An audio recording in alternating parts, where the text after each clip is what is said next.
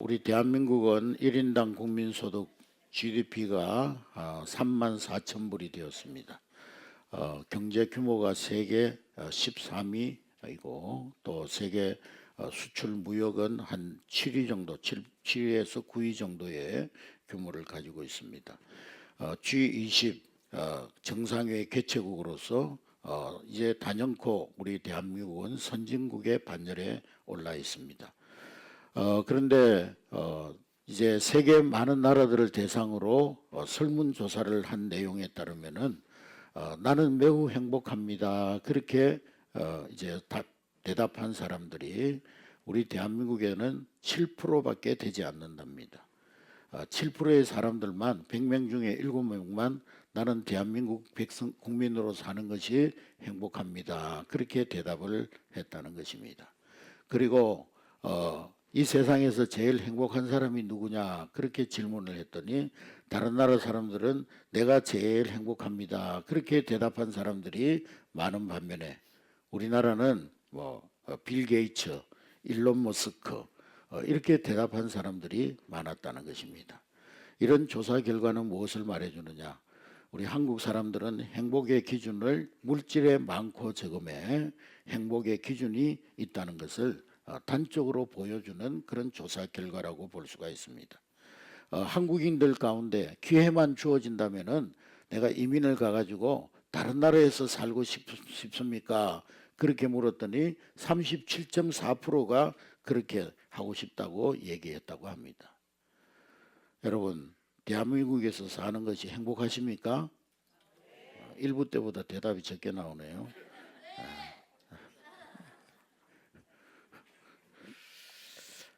지금의 삶이 행복하십니까? 오늘 본문에 보면은 두 길이 제시되고 있는데 한 길은 복된 사람의 길이 있는가 하면은 한 길은 망하는 사람의 길이 있다 그랬습니다.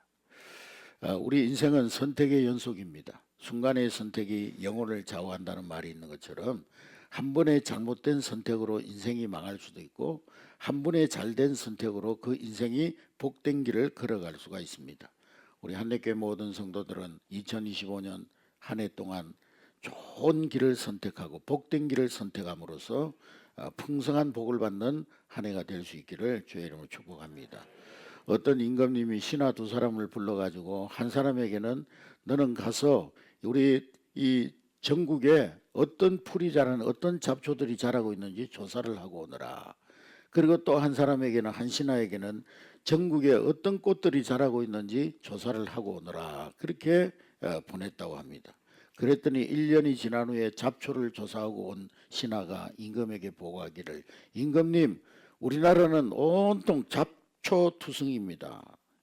잡초가 다 뒤덮여 있습니다.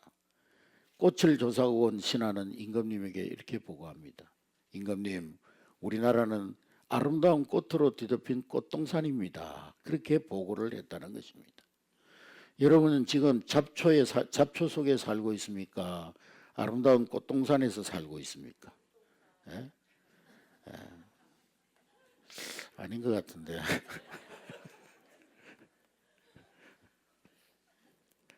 여러분들이 어떤 마음으로 어떤 눈으로 세상을 바라보고 교회를 바라보느냐에 따라서 잡초 투성이 속에서 살 수도 있고 꽃동산에서도 살 수가 있습니다. 얼마든지 세상은 다르게 보일 수가 있습니다. 오늘 본문 말씀 시편 1편은 시편 여러 시편 가운데서도 가장 중요한 내용을 담고 있고 이 시편 전체의 서론이요 시편 전체의 주제라고 말할 수가 있습니다. 시편의 주제는 복 있는 사람입니다. 따라하겠습니다. 복 있는 사람. 우리 한례교회 모든 성도들이 복 있는 사람이 될 수 있기를 주의 이름으로 축복합니다. 옛말에 망하는 놈은 뒤로 넘어져도 코가 깨지고 잘되는 놈은 넘어져도 금덩어리를 주워서 일어난다 그런 말이 있습니다. 여러분 우리 주변에 저 정도의 조건이면은 무슨 걱정이 있겠나? 저 사람은 무슨 염려 걱정거리가 있겠나? 무슨 문제가 있겠나? 저런 사람은 정말 행복할 거야 그렇게 생각했는데 그분을 더 가까이 가서 더 깊이 그 삶을 들여다보면 그분도 우리와 똑같은 인생의 문제, 어려움을 겪고 있고 인생의 아픔과 염려, 근심을 가지고 있다는 사실을 발견할 때가 있습니다. 우리는 사람의 어떤 여건이나 환경이 좋으면 행복할 것이라고 생각합니다. 지금보다 내가 돈이 조금만 더 많으면, 지금보다 내가 조금만 더 건강하다면, 지금보다 내가 앉아있는 이 자리보다 조금만 더 높은 자리에 올라갈 수 있다면, 내 소중한 아이들이 정말 좋은 대학에 들어가면 행복할 것이다. 그렇게 생각을 합니다. 미국의 워싱턴에 가면 소니안 박물관이라고 있는데 거기에 세계 최대의 다이아몬드가 소장이 되어져 있습니다. 인도산 45캐럿의 다이아몬드입니다. 희망의 그 이름은 다이아몬드의 이름은 호프 다이아몬드, 희망의 다이아몬드라 이름 붙였습니다. 그런데 이 다이아몬드를 가졌던 사람들은 역사상 전부 비극적인 종말을 맞이하게 됐다는 것입니다. 이 보석을 처음으로 소유했던 사람은 페르시아의 총독이었는데 도둑이 그 총독의 관저에 들어와 가지고 그 다이아몬드를 훔치고 그 총독을 살해하고 도망을 갔습니다. 두 번째 소유자는 페르시아의 왕이었는데 그도 역시 반란군에 의해서 처형을 당하고 말았습니다. 세 번째 소유자는 프랑스 루이 14세에게 그 다이아몬드가 넘겨졌는데 그도 단 한 번도 그 다이아몬드를 목에 걸어보지 못하고 천연두로 죽었다고 합니다. 이어서 왕비, 유명한 마리 앙뚜아네트라는 왕비가 그것을 소유하게 되었는데 그녀도 프랑스 혁명이 일어나가지고 단두대에서 이슬로 사라지고 말았습니다. 그래서 이 보석이 영국의 최고의 재벌인 필립 호프에게 넘어갔는데 자기 이름을 따가지고 희망의 다이아몬드라. 지금까지는 온갖 저주와 또 정말 어려운 그런 일들이 일어났지만은 앞으로 희망적인 일이 이 다이아몬드를 통해서 일어나기를 원한다. 그래서 다이아몬드의 이름을 호프 다이아몬드라고 이름을 붙였다고 합니다. 그러나 그 필립 호프도 그 다이아몬드를 소유하는 그 순간부터 그 몰락의 길을 걷게 되었다고 합니다. 이후에 이런 다이아몬드에 대한 징크스 때문에 아무도 이 다이아몬드를 소유할 사람이 없었던지 미국의 워싱턴 소니안 박물관에 보관하게 되었다고 합니다.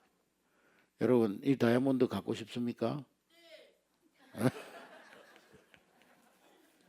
네, 망하는 일이 있어도 죽는 일이 있어도 이 다이아몬드 갖고 싶다면 제가 한번 전화 한번 해보겠습니다.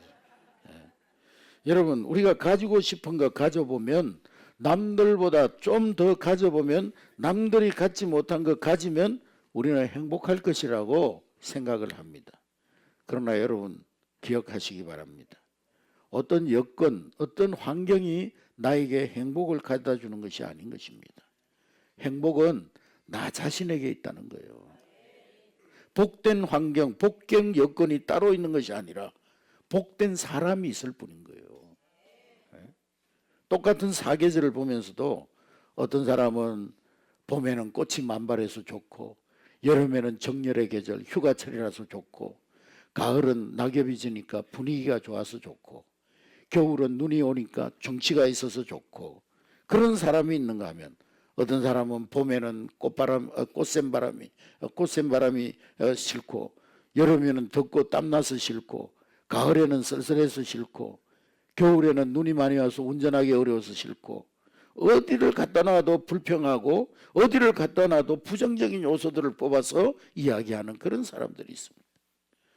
행복한 사람은 일이 많으면 쓰임받아서 좋고 일이 없으면 자유를 누릴 수 있어서 쉴 수 있어서 좋고 건강하면 활기차게 일할 수 있어서 좋고 혹 조금 몸이 아파서 병원에 누워있으면 기도할 수 있는 시간이라 좋고 일이 없으면 자유를 누릴 수 있어서 좋고 순탄할 때는 감사할 수 있어서 좋고 평안을 노래할 수 있어서 좋고 역경 때에는 내 영혼을 정화하고 하나님 앞에 내 신앙을 다시 한번 돌아보는 그런 시간이 되어서 겸손을 배우는 시간이라서 좋고 할렐루야.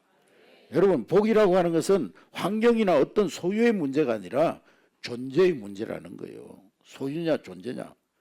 복은 소유의 문제가 아니라 복 있는 존재가 되는 것이라고 오늘 본문은 말씀하고 있는 것입니다. 아무리 좋은 것을 하나님이 갖다 줘도 여러분들이 복 있는 사람이 되지 못하면 그 복은 나의 것이 될 수가 없는 거예요. 어떤 사람이 자기 같은 인간은 지옥 갈 거라고 생각하고 그냥 막 사는 인간이 있어요. 불안하게 나날을 살아가면서 나는 죽으면 꼭 지옥 갈 거야. 반드시 지옥불에 떨어질 것 같아. 그런 생각을 하던 사람이 죽어가지고 하늘나라에 갔더니만 베드로가 문 앞에서 나와가지고 천국 가고 싶냐 지옥 가고 싶냐 물어보는 거예요. 천국을 가고 싶기는 가고 싶은데 이 인간은 항상 부정적인 사람이라 천국도 믿지 못해가지고 천국이 어떤 곳인지 지옥이 어떤 곳인지 내 눈으로 확인해보고 갔으면 좋겠다고. 그랬더니 구경하고 오라고. 그래서 천국 갔더니만 사람들이 아무 하는 일이 없이 기도만 하고 찬송하고 자기들끼리 모여가지고 예배 드리고 막 그러는 거예요. 며칠을 그 천국에서 지낸 이 사람이 아이고 지옥은 지루해서 못 살겠다. 천국은 지루해서 못 살겠다. 지옥 구경을 갔답니다. 거기 갔더니만 막 카지노도 있고요, 막 술집도 있고 예쁜 아가씨들이 나와가지고 막 술도 따라주고 막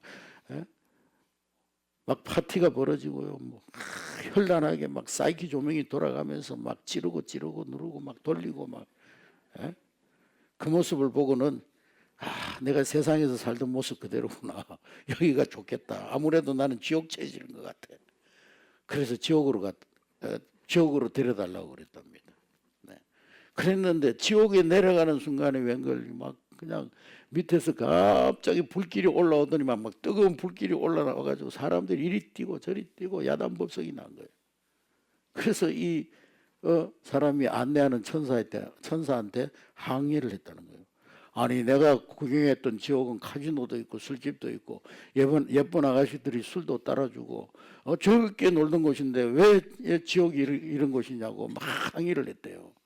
그랬더니만 그 천사가 하는 말이 야 이놈아 그 시간은 지옥 홍보 시간이었다 그러더라는 거예요. 이럴 때 생각나는 복음송이 있어요. 천국은 아무나 가나 천국은 아무나 가나. 천국은요 천국 체질이 돼야 천국 가는 거예요. 아니 체질이 지옥 체질인데 입만 열면 불평하고 안 돼요, 못해요, 힘들어요, 어려워요. 입만 열면 원망, 불평, 부정적인 말을 하는데 무슨 천국을 살겠습니까? 여러분 이 땅에서 천국을 살아야 죽어서도 천국 가는 거예요. 이 땅에서는 매일 죽겠다, 안 된다, 힘들다, 어렵다 부정적인 말만 늘어놓는데 그 사람이 어떻게 천국을 가겠습니까? 천국은 아무나 가나? 천국 체질이 돼야 가는 것이지. 예? 찬송이 싫고 예배가 지겨운데 어떻게 천국 가서 살겠습니까? 교회를 섬기고 하나님 앞에 내 삶을 드리는 것이 싫은데 어떻게 천국 가서 살겠느냐는 거예요. 어떤 젊은 아가씨가 공원을 산책하고 있는데 그 공원 벤치에 한 노인이 깊은 명상에 빠져 있더라는 거예요. 그래서 너무 멋져가지고 이 아가씨가 물어봤다는 건 너무 행복하게 보이는 것 같아서 그 할아버지한테 다가가서 물어봤대요. 할아버지 어떻게 그렇게 할아버지는 멋지게 늙으셨냐고 얼굴만 봐도 행복해 보인다고 어떻게 그렇게 건강하게 노년을 보내고 장수하는 특별한 비결이 있느냐고 그랬더니만 이 할아버지가 그러다는 거예요. 뭐 특별한 거 없어. 나는 하루에 소주 3병씩 마시고 담배 3갑씩 피고 그리고 나는 기름진 것만 먹어. 그리고 또 한 가지 중요한 건 나는 운동은 전혀 안 해. 숨쉬기 운동밖에 안 해. 그러더라는 거예요. 그래서 이 아가씨가 아니 그러고도 어떻게 그렇게 장수하시냐고 참 신기하다고 실례지만 할아버지 연세가 어떻게 되시냐고 나 지금 40이요 그러더라는 거예요. 아가씨가 기겁을 했답니다. 여러분 40살에 그렇게 폭삭 늙어서니 행복한 할아버지가 아니죠. 우리는 사람들의 어떤 외적인 모습만 보고 행복하다고 말을 합니다. 저 사람은 얼마나 행복할까? 근데요 BMW 타고 밍크 코트 입고 막 열심히 달려가면 지금 부도수표 막으로 가는 중이요. 부러워할 거 없어요. 겉으로 보기에는 행복해 보이지만 속으로 보기에는 그렇지 않은 사람들이 많더라는 거예요. 그래서 진정한 행복은 내면의 행복이요 주님이 주시는 행복 그것이 진정한 행복임을 깨달을 수 있기를 주의 이름으로 축복합니다. 여러분 명절이 왜 좋아요? 먹을 거 많고 선물 많이 들어오고 뭐 그래서 좋습니까? 그게 아니고 가족들이 함께 사랑하는 가족들이 함께 모여서 하나님께 감사하고 예배하고 화목한 시간을 보낼 수 있는 거기에 명절에 행복이 있는 것이 아니겠습니까, 여러분? 할렐루야. 행복은 어떤 겉으로 보이는 외형에서 오는 것이 아니라는 거예요. 어떤 사람은 재물을 따라다니는 사람이 있어요. 막 아침 이런 시간부터 밤늦은 시간까지 돈 벌려고 막 물질을 따라가는 사람이 있어요. 근데요, 어떤 사람은 별 노력도 안 하는데 막 재물이 따라오는 사람이 있어요. 재물을 따라가는 사람이 있는가 하면은 재물이 따라오는 사람이 있어요. 마찬가지로 복을 쫓아가는 사람도 있지만은 복이 따라오는 사람도 있더라는 거예요. 그런 사람이 어떤 사람이냐? 복 있는 사람이 되면 복은 자연히 따라오더라는 거예요. 할렐루야. 여러분 우리가 새해에 그런 인사를 많이 받으셨죠. 새해 복 많이 받으세요. 근데 사실은 복은 받는 게 아니에요. 복 있는 사람이 되면 복은 따라오는 거예요. 할렐루야. 오늘 본문에 보면 내가 복 있는 존재가 되면 어떤 힘, 어떤 권세가 내게 주어진다는 거예요. 불행을 거절할 수 있는 힘이 나에게 주어진다는 거예요. 복 있는 존재가 되고 나면 내게 물밀듯이 밀려오는 불행을 거절하고 물리칠 수 있는 힘이 생기더라는 거예요. 오늘 시편의 시작은 복 있는 사람은, 행복한 사람은 그렇게 시작해서 마지막 6절에 보니까 어떻게 끝나고 있습니까? 망하리로다. 그렇게 멸망하리로다. 그렇게 기록이 성경이 시편 1편이 끝을 맺고 있습니다. 사람들이 가장 좋아하는 복, 행복 이 말로 시작해서 가장 싫어하는 말 멸망이라는 말이 시작과 끝에 나온다는 말은 오늘 이 시편 1편의 말씀은 인생의 가장 근본적인 문제를 다루고 있다는 것을 말씀하고 있는 것입니다. 누구에게나 여러분의 인생 앞에 두 길이 놓여져 있습니다. 복받는 길, 행복한 길이 있는가 하면 멸망하는 길, 저주받는 길이 있고 축복된 길이 있는가 하면 저주스러운 길이 있더라는 거예요. 시편 1편 1절의 말씀해 보니까 시편 1편 1절 오늘 1절 말씀 다 같이 읽습니다. 시작. 복 있는 사람은 악인의 길을 따르지 아니하며 죄인의 길에 서지 아니하며 오만한 자들의 자리에 앉지 아니하고. 망하는 길을 선택하는 사람은 머리로 그 악을 생각하다가 결국에는 그 악이 행동으로 옮겨지고 그리고 그 행동이 계속되다 보면은 그것이 라이프 스타일이 되더라는 거예요. 항상 남을 비하하고 남을 판단하고 정죄하고 자기 잘났다고 하는 사람, 항상 그런 생각에 사로잡혀 있는 사람 행동으로 나오다가 그것이 악습이 되고 라이프 스타일이 그렇게 돼버리더라는 거예요. 악을 뒤따라가다가 그곳에 자리 잡게 되고 마침내 앉아서 악을 즐기게 되더라는 거예요. 그런데 복 있는 사람은 어떻게 한다고요? 1절 다시 한번 읽겠습니다. 1절 시작. 복 있는 사람은 악인의 꾀를 따르지 아니하며 죄인들의 길에 서지 아니하며 오만한 자들의 자리에 앉지 아니하고. 악인의 꾀를 쫓지 않는다는 거예요. 복 있는 사람은 악인의 길을 따라가지 않는다는 거예요. 여러분 왜 사람들이 악인의 길을 따라갈까요? 망하는 길인 줄 알면서도 왜 따라갈까요? 욕심 때문에 따라가는 거예요. 우리가 세상 살다 보면은 속는 경우도 있고 속이기도 하고 속기도 하고 그러는데요. 근데 속는 사람, 속이는 사람도 나쁘지만은 걸핏하면 잘 속는 사람, 사기꾼들한테 자꾸 속는 사람이 있어요. 왜 속을까요? 욕심 때문에. 순진해서 속는 게 아니에요. 뭐 순진하고 착해서 사기꾼들한테 사기당하고 사기꾼들한테 넘어가고 그런 게 아니에요. 그 마음속에 탐심과 욕심이 있기 때문에 사기꾼들한테 넘어가는 거예요. 사기꾼들이 와가지고 야, 돈 1억 10억만 빌려주면 내가 한 달에 1,000만 원씩 이자 줄게. 탐심이 그 가운데 가득하기 때문에 속아 넘어가는 거예요. 욕심이 없이 살면 속아 넘어가지 않습니다, 여러분. 그래서 복 있는 사람은 죄인의 길에 서지 아니한다. 그렇게 말씀하고 있는 것입니다. 할렐루야. 서지 않는다는 말은 무슨 말일까요? 선다는 말은 망설인다는 말이에요. 선다는 말의 어원을 보면은 앉을까 설까, 이 자리에 앉을까 설까 망설인다는 거예요. 망설이. 갈까 말까 망설인다는 거예요. 뭘 망설입니까, 여러분? 악의 길은 깨끗하게 돌아서야 복 있는 존재가 되는데 앉을까 말까 따라갈까 말까 망설인다는 거예요. 여러분, 가야지 하면서도 가지 못하는 길이 있습니까? 해야지 하면서도 하지 못하는 것이 있습니까? 이제는 제대로 살아야지 몇 번이고 결심하다가 그러지 못하고 망설인 것이 있습니까? 끊어야지 결심하고 결심했다가 망설이면서 끊이지 못한 것이 있습니까? 버려야지 하면서도 망설이면서 버리지 못하는 것들이 있습니까?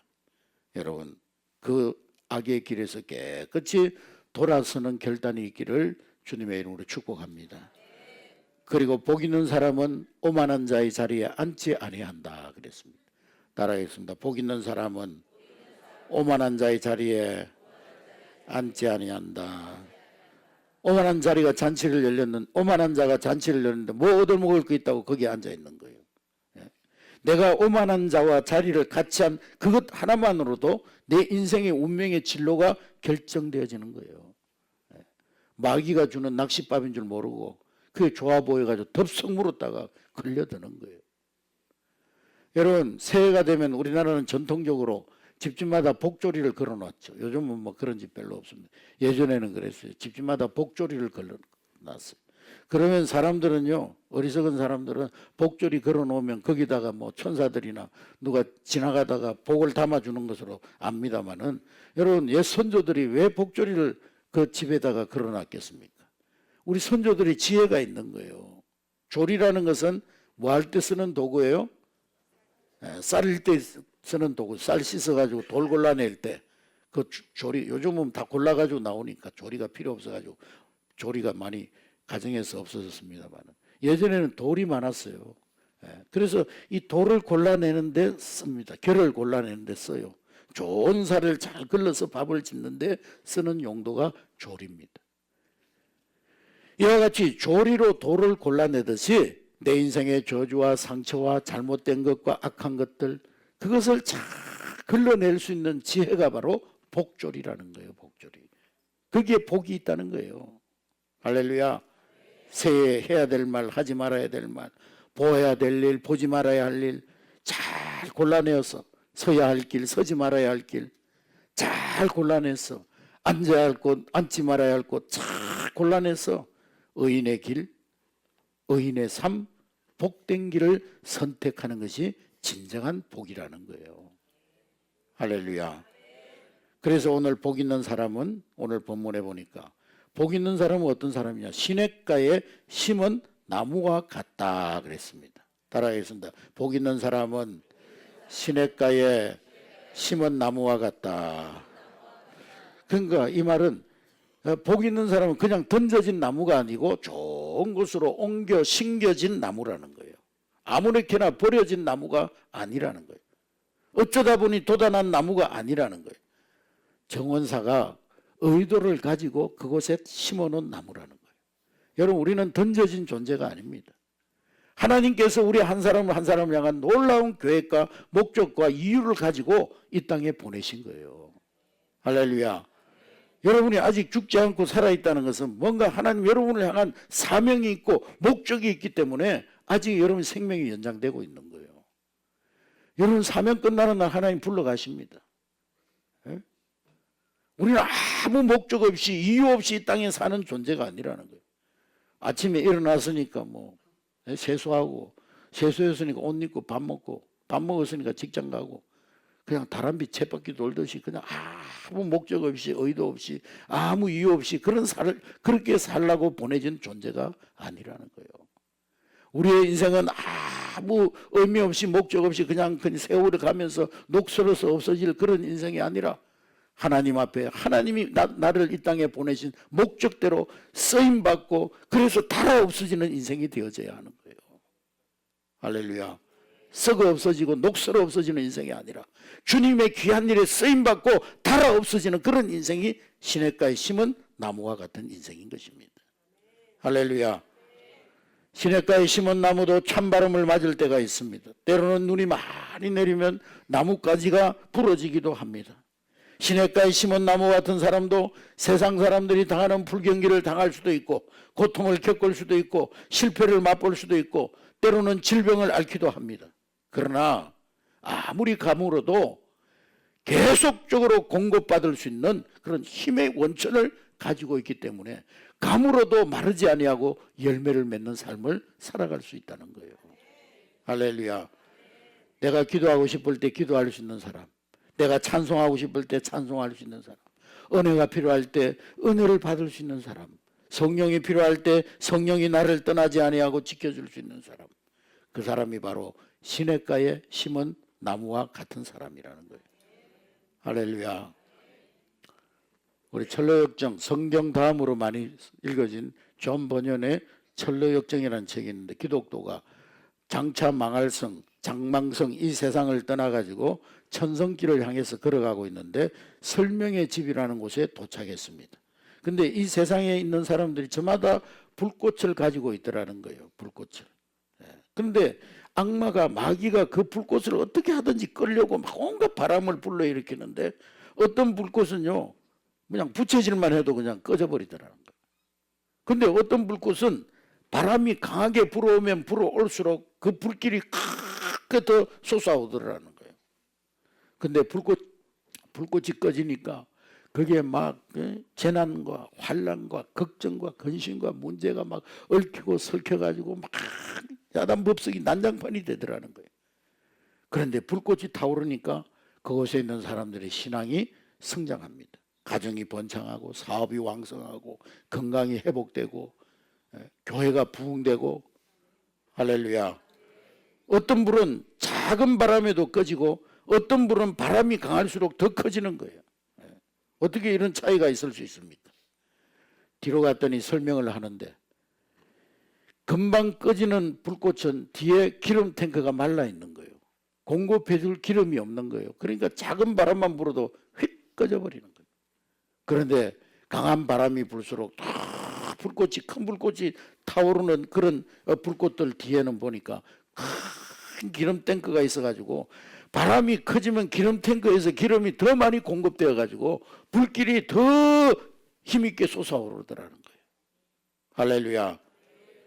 여러분, 성령의 기름 탱크, 은혜의 기름 탱크, 믿음의 기름 탱크, 사랑의 기름 탱크, 믿음의 기름 탱크, 비전의 기름 탱크, 예수님 마음의 기름 탱크, 그것을 가슴에 품고 살아감으로 말미암아 세상에 동남풍이 불어오고 서북풍이 불어올지라도 바람이 불면 불수록 성령의 기름이 더 공급되어져서 행복과 사랑의 불빛이 다 불꽃이 더 커지는 그러한 복된 삶을 이 한 해 동안 살아갈 수 있기를 주의 이름으로 축복합니다.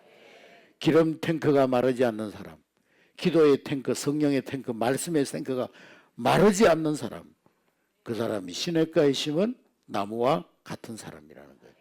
그 사람이 복 있는 사람이고 그 사람에게 하나님 주시는 복이 사시사철 열매로 맺혀지게 된다는 것입니다. 할렐루야. 그럼 시냇가는 뭘까요? 시냇가는 예수님의 가슴에 인생을 뿌리 내리고 살아가는 사람들의 삶의 모습입니다. 할렐루야. 내 힘으로 살아가는 사람 말고 아버지 마음으로, 예수님의 성품으로, 성령의 능력으로 살아갈 줄 아는 사람, 주의 말씀의 뿌리를 깊게 내리고 살아가는 사람. 할렐루야. 우리 성도들이 가지고 있는 능력 가운데 기도의 능력, 말씀의 능력보다 더 큰 능력은 없어요. 기도의 자리에 뿌리를 깊이 내리는 사람, 시절을 쫓아 과실을 맺으며 많은 사람들에게 유익을 끼치는 그런 인생이 되어질 줄로 믿습니다. 시냇가에 심겨진 나무, 말씀에 뿌리 내리고 교회의 중심 자리에 뿌리 내리고 살아가는 사람들, 신앙이 늘 흔들리는 사람, 그 사람은 믿음이 제대로 자랄 수가 없어요. 변죽만 울리는 구경꾼 신앙이 될 수밖에 없는 거예요. 여러분, 나무가 한 곳에 뿌리를 내리고 살아야 그 열매도 맺는 것이지, 나무가 여기 있다가 또 저기로 옮겨지고 여기로 옮겨지고 또 저기로 옮겨지고 무슨 열매를 맺겠습니까? 땅만 버리고 말지. 변두리에서 놀던 신앙 벗어던지고 새해에는 신앙의 중심의 자리로 달려오는 여러분 될 수 있기를 주의 이름으로 축복합니다. 새해는요, 예배 자리에 앉더라도 자꾸 뒤로 가지 말고 한 자리씩 앞으로 당겨서 앉으시기 바랍니다. 예배에 5분만 더 일찍 오시기 바랍니다. 기도를 해도 5분만 더 하고 자리를 일어날 수 있는 여러분 되시기 바랍니다. 10년, 20년 셀 모임 하면서도 여전히 그냥 그 셀원으로서 끌려다니는 인생이 아니라 이제는 셀을 개척하시기 바랍니다. 내가 셀 리더가 되고 셀원들을 돌보는 어미의 신앙, 아비의 신앙으로 나아가야 되는 거예요. 할렐루야. 찬송을 해도 목소리를 좀 크게 해보세요. 건붕어 물 먹듯이 하지 말고. 그렇게 할 때 여러분의 은혜가 축복이 커지고 높아지게 될 줄로 믿습니다. 시냇가에 심겨진 나무는 주의 궁정에 심겨진 나무처럼 말씀, 제단 중심에, 교회 중심에 뿌리를 내리고 살아가는 사람들입니다. 이런 사람들은 열매를 맺고 시들지 아니하고 잎이 마르지 아니하고 그리고 새들이 와서 노리게 되고 그리고 많은 열매를 사시사철 맺게 되고 또 많은 사람들에게 아름다운 향기를 퍼치는 아름다운 인생이 될 줄로 믿습니다. 할렐루야. 똑같은 바람이 불지만은요, 오물은요 악취를 풍기지만은 똑같은 바람이 불어도 시냇가에 심긴 나무는 백합화는 향기를 풍기는 거예요. 할렐루야. 복 있는 사람은 내 가슴 속에 넘치는 복을 다른 사람들에게 나누어 줄 수 있습니다. 그래서 당신 때문에 내가 행복합니다. 엄마 아빠 때문에 내가 행복해. 얘들아 나는 너만 보면 행복하단다. 내 환경 어디 쓰든지 행복의 열매를 보게 될 줄로 믿습니다. 할렐루야. 어떤 임금님이요 마을을 시찰하다가 그 마을 그 사거리에다가 돌을 갖다가 하나 탁 놓고 갔대요. 그리고는 나무 뒤에 숨어가지고 어떻게 하나 봤대요 임금님. 그러니까 사람들이 지나가면서 대부분의 사람들이요 그걸 발로 툭툭 차면서 어떤 놈이 여기다 돌 갖다 놨어. 그러고는 불평하고는 치우려고 생각도 안 하고 그냥 원망하고 지나가더라는 거예요. 또 몇몇 사람들은 보더니만 아이고 여기 위험하게 왜 돌을 갖다 놨디야? 그러고는 또 피해가지고 가더라는 거예요. 근데 한 농부가 수레를 끌고 가다가 그 돌을 보더니만 수레를 멈추어서서 그 돌을 갖다가 힘들게 들어가지고 자기 수레에다가 옮겨놓더라는 거예요. 근데 그 돌을 옮겨놓고 봤더니만 그 밑에 큰 자루가 있는데 글귀가 쓰여져 있어요. 무슨 글이 쓰이냐면 이 돌을 옮기는 사람은 이 자루를 가져가도 좋습니다. 자루를 열어보니까요 금이 가득 차 있대요. 여러분이 좋아하는 금이. 전설 따라 삼천리입니다. 여러분. 여러분 축복은 가끔 고난이라는 금은 보자기에 쌓여 우리에게 찾아옵니다. 여러분들의 지난날 삶의 여정 속에 겪었던 어려움과 고난과 실패와 상처, 아픔 모든 것들도 여러분이 믿음으로 잘 감당하고 믿음으로 옮겨놓고 보면 은혜로 잘 극복하고 나면 그 밑에 하나님 주시는 축복의 황금 보자기가 여러분들을 기다리고 있는 줄로 믿으시기를 주의 이름으로 축복합니다. 그러므로 절대로 불평의 말을 하지 마세요.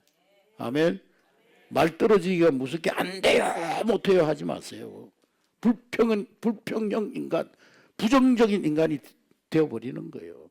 그럼 결국에는 불평형 인간, 부정적인 존재는 결국에는 불행한 인생이 되고 망하는 거예요. 원망하지 마시기 바랍니다. 원망한 인간, 원망형 인간이 되고 마는 거예요. 우리는 그럼에도 불구하고 아무튼 어쨌든 감사하는 자가 되어야 되는 거예요. 이해가 안 되지만 감사하는 거예요. 납득이 안 되지만 하나님 높여드리는 거예요. 그러면 감사할 수 있는 사람이 되는 거예요. 내 인생의 갈림길에서 나는 의인의 길을 선택하고 복된 길을 선택하고 그래서 복 있는 존재가 되면 나에게 복은 자동으로 따라오게 되는 거예요. 동서남북 어디를 가든지 시절을 쫓아 복의 열매를 맺게 되는 거예요. 할렐루야. 여러분 30년, 40년, 50년 신앙생활하고 복을 못 받는다 그거보다 더 억울한 일이 어디 있어요. 왜 내가 복을 받지 못했는가? 오늘 아침에 심각하게 한번 생각해 보라는 거예요. 내가 정말 복된 사람으로 살아가는가? 내가 서 있는 길은 복 받을 만한 길에 서 있는가? 예? 내가 서 있는 길은 정말 사시사철 열매 맺을 수 있는 그런 복된 자의 길에 서 있는가를 여러분 돌아보셔야 되는 거예요. 내가 복된 자가 되면 하나님은 여러분들에게 복을 쏟아부어 주실 줄로 믿습니다. 여러분의 인생길 앞에 복받고 사는 길, 복된 자의 길이 있고 망하는 길, 악한 자의 길, 이 두 길, 여러분 갈림길에 서 있습니다. 어떤 길을 선택하시겠습니까?